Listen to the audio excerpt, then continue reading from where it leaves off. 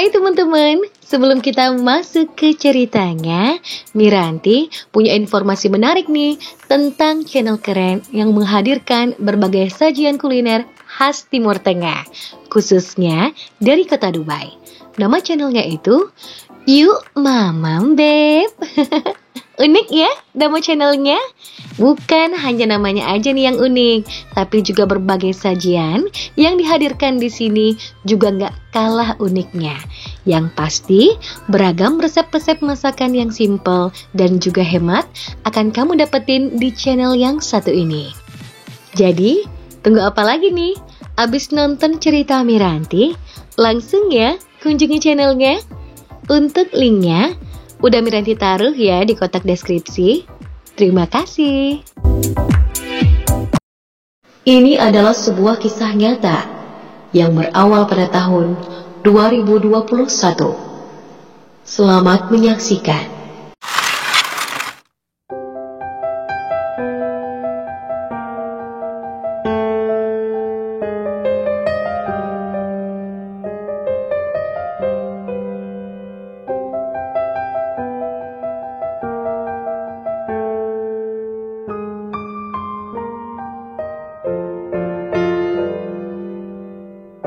Wanita ini bernama Sarah Everard.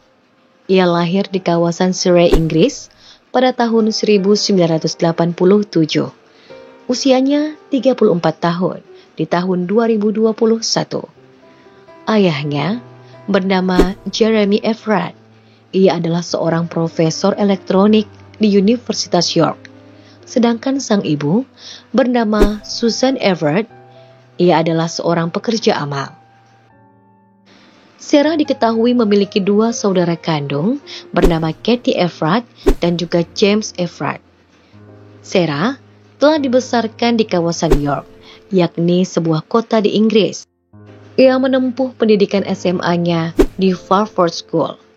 Setelah lulus, ia kemudian melanjutkan pendidikannya di St. Cuthbert's Society, Universitas Durham, dan di sana dia belajar geografi manusia dari tahun 2005 hingga tahun 2008. Diketahui, Sarah tinggal di daerah Brixton Hill dan ia bekerja sebagai eksekutif pemasaran untuk media digital agent.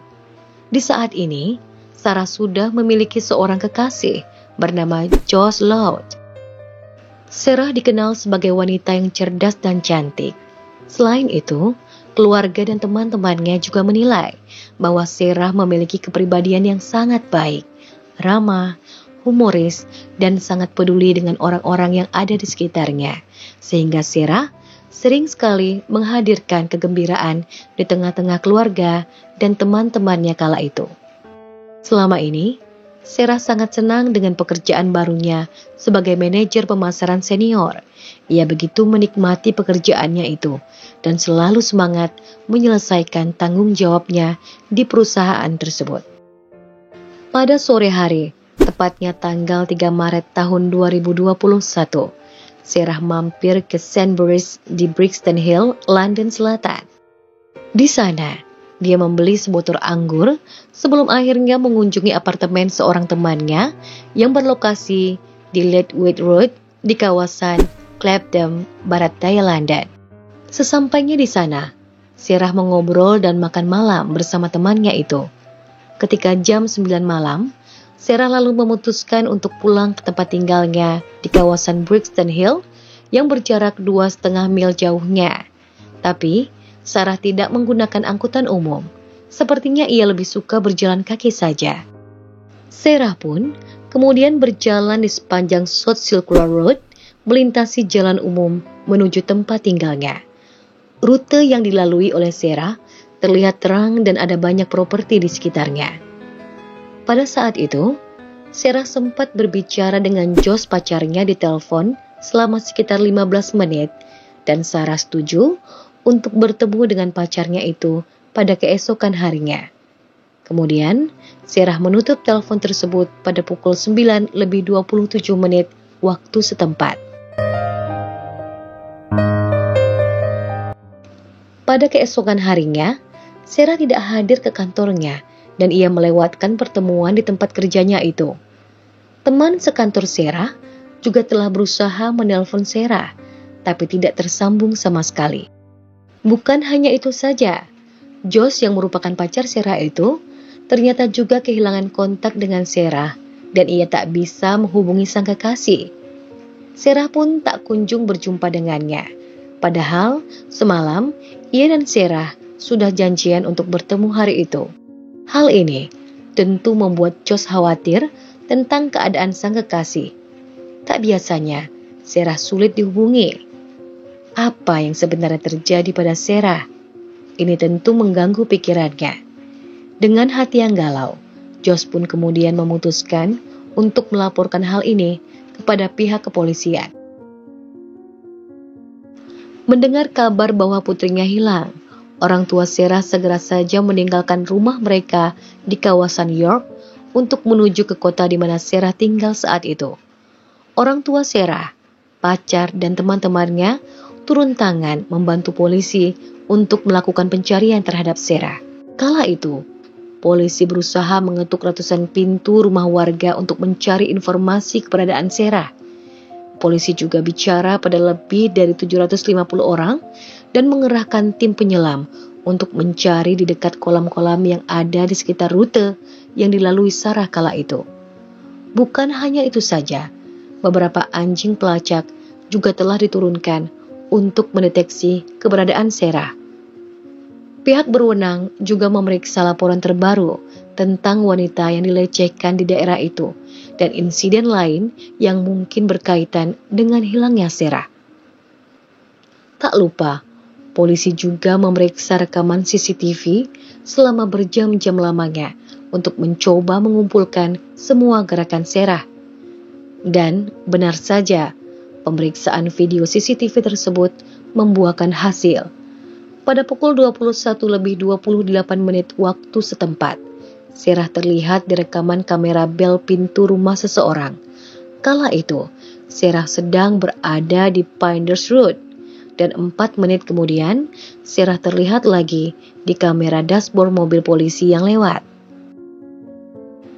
Beberapa hari setelah hilangnya Sarah, rekaman CCTV dari sebuah bus muncul dan menunjukkan bahwa Sarah dan seorang petugas polisi tengah berdiri bersama. Kamera itu mengidentifikasi plat nomor mobil yang dipakai oleh polisi yang saat itu terlihat tengah bersama dengan Sarah. Pihak berwenang pun kemudian menyelidiki plat nomor tersebut dan hasilnya menunjukkan bahwa kendaraan tersebut merupakan mobil yang disewa oleh seorang petugas polisi aktif bernama Wayne Cousin. Ia telah menyewa mobil itu di kawasan Dover dan dia telah melakukan pemesanan menggunakan data pribadinya sendiri. Detektif menggunakan rekaman CCTV kamera ENPR dan juga data ponsel milik Wayne untuk bisa menentukan kemana ia pergi. Dari rekaman CCTV terlihat, pada pukul 21:34, Wayne Cousin memarkirkan mobil sewaannya di trotoar, tepatnya di luar Poinders Court. Setelah selesai, ia lalu melihat Sarah yang tengah berjalan sendirian malam itu. Wayne pun lalu menghentikan Sarah dan kemudian ia menunjukkan kartu identitas kepolisian yang ia miliki kepada Sarah kala itu. Kemudian, Wayne memborgol tangan Sarah. Ya, saat itu, Sarah langsung saja ditangkap dengan alasan melanggar pedoman COVID-19. Pada pukul 23:43, Wayne dan Sarah telah berpindah ke kawasan yang berbeda, yakni berada di kawasan Dover, dan Sarah ternyata telah dipindahkan ke mobil pribadi milik Wayne. Antara pukul 23:53 dan pukul 00:57, tepatnya tanggal 4 Maret tahun 2021, ponsel Wayne terhubung ke situs seluler di kawasan Cyberworld dan diyakini bahwa saat inilah ia melakukan pelecehan kepada Sarah. Pada pukul 2:34 dini hari, Wayne diketahui membeli minuman dari pom bensin di kawasan Dover. Diyakini bahwa dia telah menghilangkan nyawa Sarah dengan menggunakan sabuk polisinya kala itu. Tak lama, Wayne lalu membeli sekitar 5 liter bensin dari sebuah pompa bensin di kawasan Whitefield. Dia kemudian pergi ke kawasan Hotswood, yakni sebuah hutan yang juga dikenal sebagai situs biologis di kawasan Kent.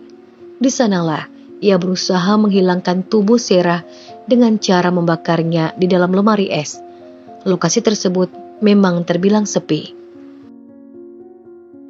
Pada sore hari, tepatnya tanggal 5 Maret tahun 2021, Wayne pun pergi untuk membeli 2 tas besar. Setelah itu, ia kembali ke kawasan Hotwood dan ternyata tas itu hendak ia gunakan untuk membuang sisa-sisa jasad Sarah di dalam kolam. Wayne juga ternyata sempat mengambil ponsel milik Sarah dan memutuskan untuk membuang ponsel tersebut di salah satu aliran air di kota. Detektif telah menemukan bahwa Wayne dan istrinya ternyata telah membeli sepetak lahan kecil di hutan kawasan Ashford, Kent pada tahun 2019. Data telepon seluler milik Wayne inilah yang menjadi petunjuk dan telah membawa petugas ke lokasi yang dicurigai sebagai tempat Sarah dibawa oleh Wayne kala itu. Jasad Sarah ditemukan pada hari ke-7 setelah ia dinyatakan hilang, tepatnya pada tanggal 10 Maret tahun 2021 pukul 16:45.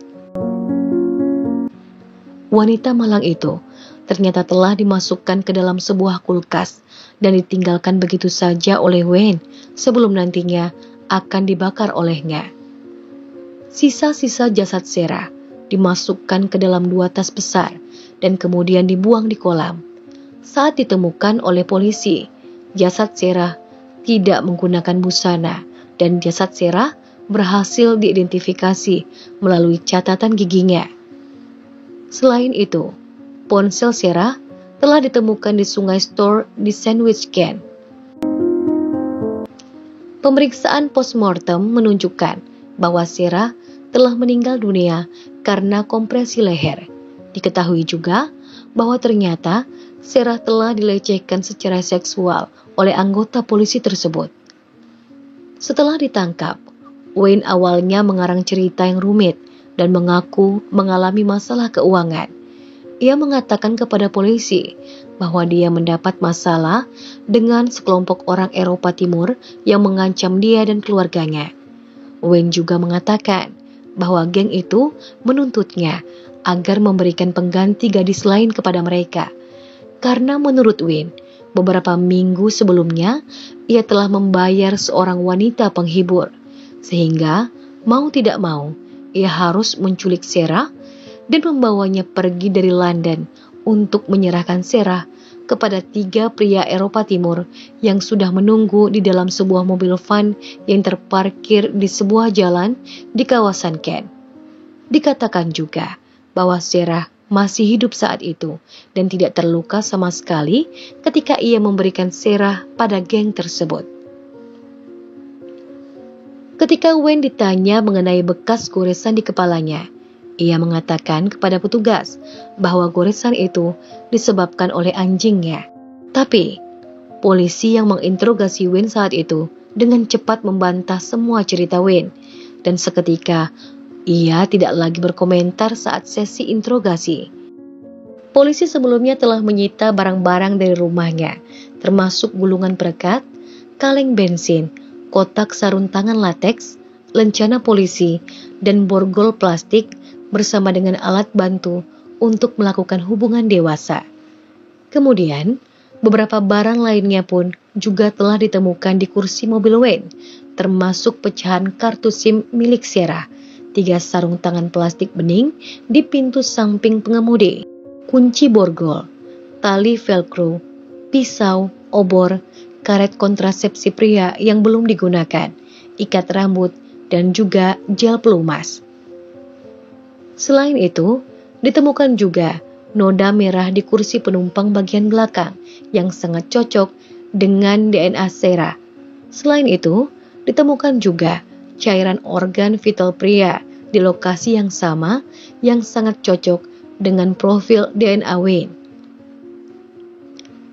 Petugas kepolisian sebelumnya sempat menunda upaya mereka untuk mewawancarai Wayne, dikarenakan dia telah sengaja membenturkan kepalanya ke toilet di selnya, tepat sebelum dia diinterogasi untuk pertama kalinya. Setelah insiden tersebut, Wayne lalu ditempatkan di bawah pengawasan yang cukup ketat oleh pihak berwajib. Dan sejak saat itulah, Wayne tidak pernah lagi memberikan penjelasannya. Pada bulan Juni di tahun 2021, Wayne mengaku bersalah karena telah menculik dan melecehkan Sarah, dan bulan berikutnya Wayne mengakui telah menghilangkan nyawa Sarah. Dengan itu, Wayne pun kemudian dipecat dari Kesatuan Kepolisian Metropolitan tempat ia bertugas selama ini. Dalam sebuah wawancara sebelum sidang pembelaan terhadap Wayne, istrinya yang bernama Elena mengatakan kepada media online bahwa dia sama bingungnya dengan orang lain karena Wayne yang dia lihat setelah berita pembunuhan Sarah tidak tampak bertingkah aneh. Elena juga heran kenapa Wayne bisa melakukan hal keji seperti itu karena sepengetahuannya sang suami tidak pernah melakukan tindak kekerasan selama ini. Pada saat sidang vonis, terungkap juga bahwa ternyata saat tidak sedang bertugas, Wayne terlihat mengenakan ikat pinggang polisi yang juga telah dilengkapi dengan borgol dan tempat semprotan merica.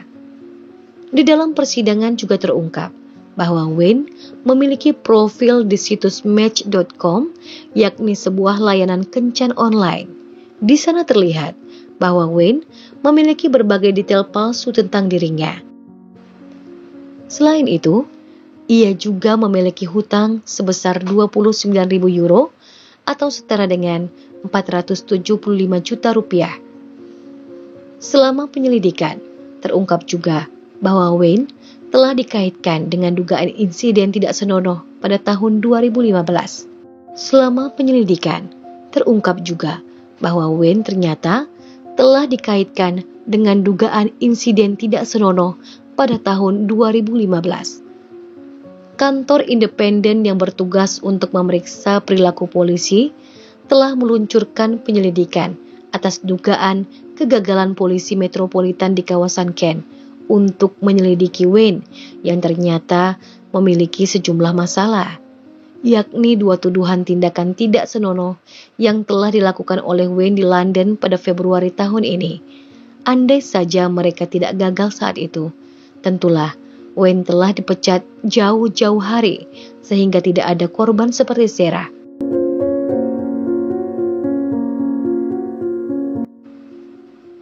Sebelum menjatuhkan vonisnya kepada Wayne, hakim telah memuji polisi dan mengatakan kepada orang-orang di pengadilan itu bahwa dalam kasus Sarah ini, penyelidikan sangat mengagumkan dan tercatat sebagai penyelidikan paling mengesankan yang ia telah temui dalam 30 tahun semenjak dirinya menjadi hakim.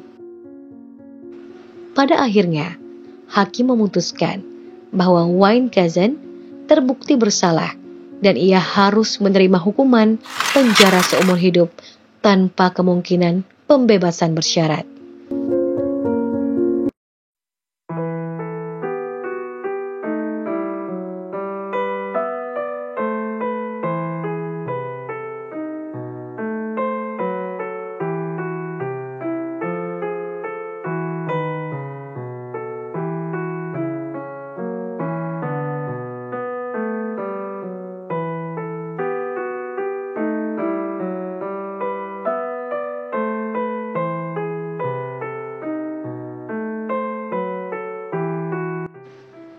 Demikianlah kisah nyata yang dapat Mirati sampaikan untuk edisi kali ini. Semoga kita bisa mengambil hikmah dan pelajaran dari apa yang terjadi di sekitar kita, termasuk dengan peristiwa ini. Sampai jumpa pada video selanjutnya.